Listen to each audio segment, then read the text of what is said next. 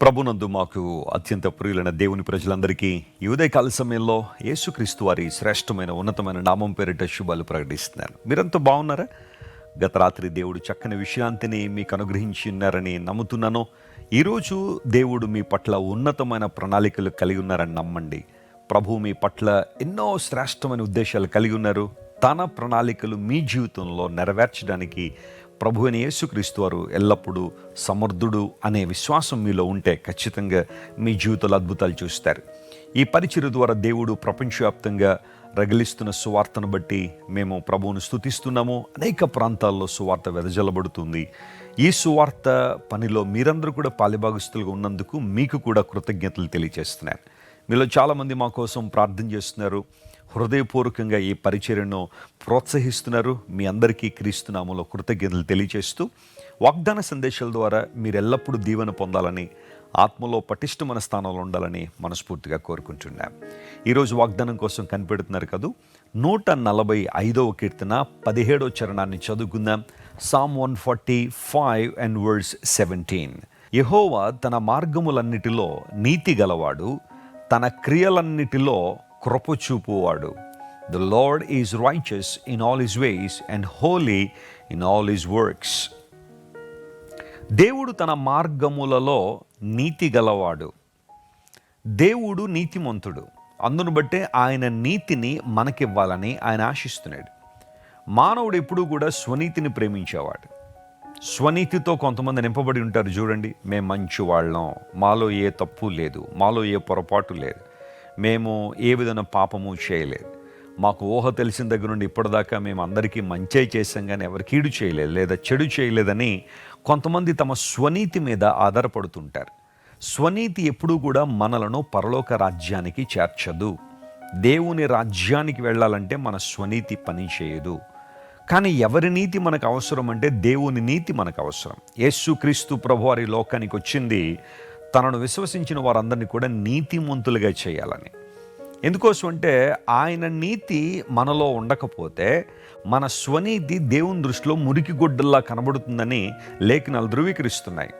మానవుడు చేసే ప్రతి మంచి పని లేదా నీతి కార్యము దేవుని దృష్టిలో మురికి గుడ్డల్లాగే ఉన్నాయి. కారణం, మనిషి చేస్తున్న పనులను గుర్తిస్తాడేమో కానీ ఆ పనుల వెనకాలన్న ఉద్దేశాన్ని మాత్రం దేవుడే గుర్తిస్తాడు.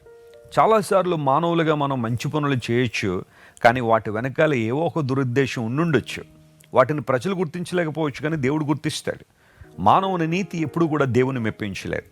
యేసు ప్రభువారు ఈ లోకానికి దిగి వచ్చి మనందరి కోసం ఈ లోకంలో జీవించి ఆయన ఉత్తమమైన బోధలెన్నో చేసి పొంతి పిలాతు ద్వారా న్యాయపు తీర్పు తీర్చబడి శిలువ మరణానికి అప్పగించబడి యేసు ప్రభు శిలువలో తన ప్రాణాన్ని మనందరి కోసం బలిదానంగా అర్పించారు. మన పాపములు పరిహరించడానికి, మన శాపాన్ని కొట్టివేయడానికి, దురాత్మ శక్తుల బంధకాల నుంచి విడుదల చేయడానికి తన శక్తిని మనకు అందించిన దేవుడు ప్రభువైన యేసుక్రీస్తు వారు. ఈ ఉదయకాలంలో బహుశా నీ జీవితంలో ఇంకా దేవుని నీతితో నువ్వు నింపబడకపోతే, నీ స్వనీతి మీద నువ్వు ఆధారపడుతూ ఉంటే, దుర్నీతిని ప్రేమించే వ్యక్తివైతే యేసు ప్రభు నిన్ను ప్రేమించారు అనే వాస్తవాన్ని నువ్వు గుర్తించాలి. ఆయన నీ కోసం శిలువలో మరణించాడని నువ్వు నమ్మాలి, విశ్వసించాలి. లేఖనం తెలియచేసిన రీతిగా దేవుని సువార్తను మనం విశ్వసించినప్పుడు దేవుని నీతి మనలో డిపాజిట్ చేయబడుతుంది, ఇంప్యూట్ చేయబడుతుంది. ప్రభు తన నీతితో మనల్ని నింపుతాడు. ఇప్పుడు క్రీస్తు ప్రభు యొక్క నీతి ద్వారా మనము దేవుని సన్నిధిలో నిలవబడగలము. ఆయన సన్నిధిలో నిలిచి ఉండడానికి మనకు శక్తినిచ్చేది దేవుని నీతి.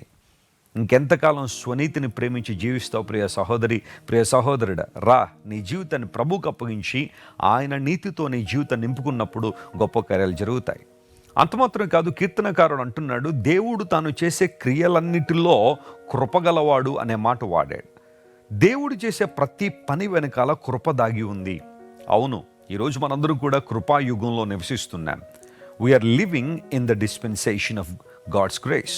దేవుని కృప అనే యుగంలో మనందరం జీవిస్తున్నాం. ఆయన కృప మనల్ని ఆవరించి ఉన్నది.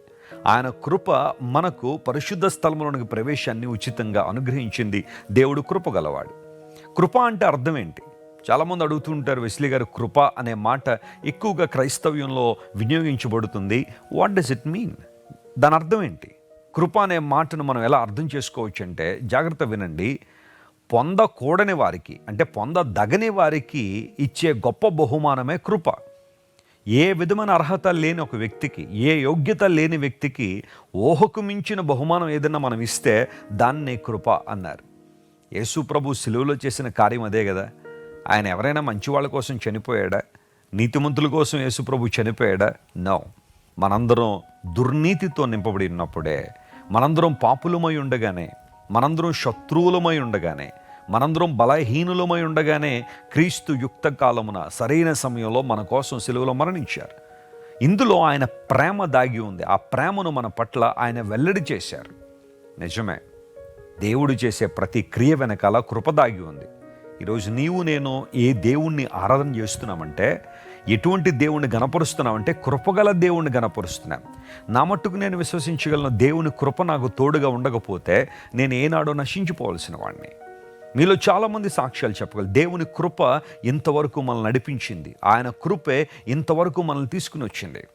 ఇక ముందు కూడా ఆయన కృప ద్వారా మనం నడిపించబడగలిగితే, ఆయన కృప ద్వారా మనం ఆవరించబడగలిగితే ఖచ్చితంగా జీవితంలో ఉన్నతమైన స్థితికి మనం చేరుకోగలం. Nothing but the grace of Jesus. క్రీస్తు ప్రభు యొక్క కృప తప్ప మరొకటి లేదు.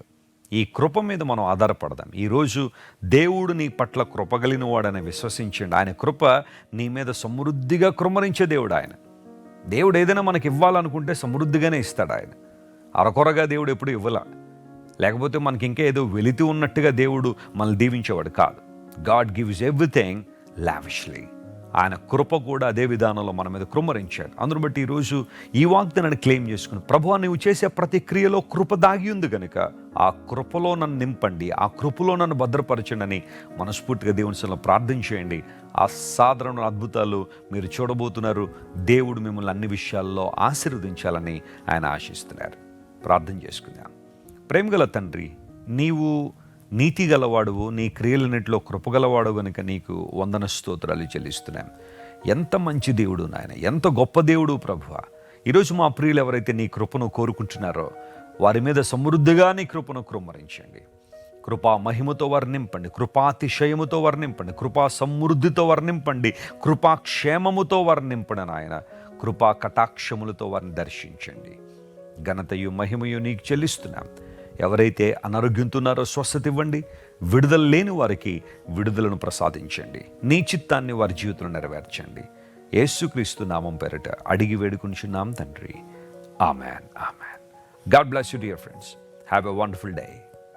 క్రైస్ట్ వర్షిప్ సెంటర్ ఓ బలమైన సంఘ ఉద్యమం. కొన్ని సంవత్సరాల క్రితం కేవలం ఇద్దరితో ప్రారంభించబడిన పరిచర్య నేడు ప్రపంచవ్యాప్తంగా లక్షలాది మందిని ప్రభావితం చేయుచున్నది. రాజమండ్రి, సికింద్రాబాద్, బెంగళూరు, నెల్లూరు, దుబాయ్, బెహ్రైన్, కరీంనగర్, విశాఖపట్నం, గద్వాల్, కొవ్వూరు, మలకపల్లి, శ్రీలంక, భూటాన్, అడ్డతీగల, పాలమూరు, ఒంగోలు, బళ్ళారి, కోరుకొండ, పోతవరం, నల్లజర్ల, వెంకటరామయ్యగూడెం, మచిలీపట్నం, ఇందిరానగర్లతో పాటు అనేక గ్రామాల్లో క్రైస్ట్ వర్షిప్ సెంటర్ ఆరాధనలు జరుగుచున్నవి. వాక్య సంబంధమైన ఉద్యమంలో, పరిశుద్ధాత్మ సంరక్షణలో కొనసాగాలనుకునే ప్రతి ఒక్కరికి మా ప్రేమపూర్వక ఆహ్వానాన్ని అందిస్తున్నాము. రండి, ఆత్మతో సత్యముతో ప్రభువైన యేసుక్రీస్తును ఆరాధిద్దాం. మీరు ఇంతవరకు విన్న దైవ సందేశం మరియు దేవుని సేవకులు చేసిన ప్రార్థన మీకు ఆశీర్వాదకరముగా ఉన్నదని విశ్వసించుచున్నాము. ఈ సందేశాన్ని మీ స్నేహితులకు, బంధువులకు షేర్ చేయండి. మీకు ఏదైనా ప్రార్థన అవసరత ఉన్నచో మా ఫోన్ నంబర్లకు కాల్ చేయండి. దేవుడు మిమ్మల్ని ప్రేరేపిస్తే విశ్వాసంతో సాగుచున్న ఈ పరిచర్యను ప్రోత్సహించండి. మరిన్ని వర్తమానాలు, పాటలు వినుటకు జాన్ వెస్లీ మినిస్ట్రీస్ అను మా యూట్యూబ్ ఛానల్ను సబ్స్క్రైబ్ చేసుకొనండి. ప్రభువైన యేసుక్రీస్తు కృప మీకు తోడైండును గాక.